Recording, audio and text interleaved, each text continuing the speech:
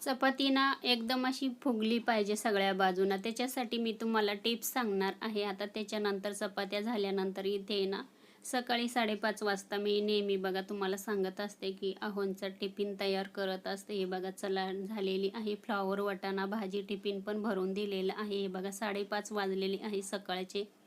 या पद्धतीने रोजचं माझं रुटीन असतं. त्याच्यानंतर आहे ना ते गेल्यानंतर मग अंघोळ वगैरे देवपूजा वगैरे हे कामं चालू असतं आणि नंतर मी माझ्या दुसऱ्या कामाला सुरुवात करत असते. आता म्हटलं पहिले घर झाडून घेऊया.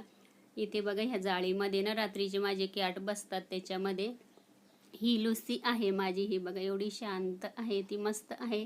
माझ्याशिवाय अजिबात राहत नाही. खूप छान आहे ती. चला ती पण मस्त खेळता जिथे गेले तिथे. त्याच्यानंतर येणे इथे मी छान अशा वड्या बनवलेल्या होत्या. आता याची रेसिपी तुम्हाला येणार आहे.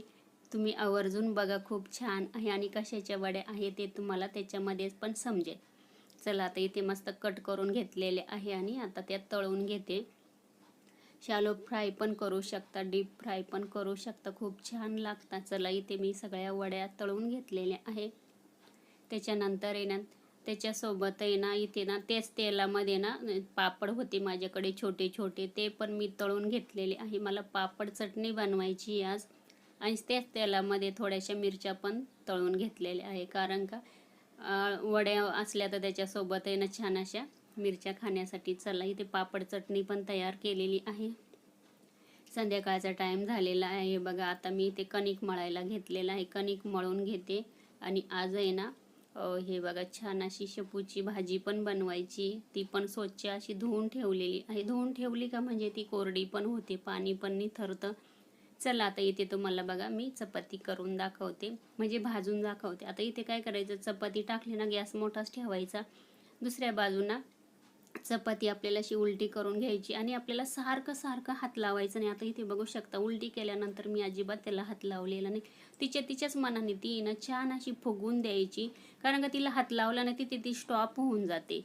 त्याच्यामुळे हे बघा संपूर्ण फुगवून द्यायची ती आणि त्याच्यानंतरच तिला हात लावायचा आणि ती उलटी करायची. दुसऱ्या बाजूनं पण तसंच करायचं. हे बघा छान ती दोन्ही बाजूनं फुलते. सारखं सारखं हात लावला ना तिथे ना ती ना लगेच खाली बसल्या जाते चपाती. त्याच्यामुळे ह्या पद्धतीने अशा चपात्या करून बघा, खूप छान होतात. सगळ्या फुगतात पण सॉफ्ट पण होतात. चला सगळ्या चपात्या करून घेतल्या.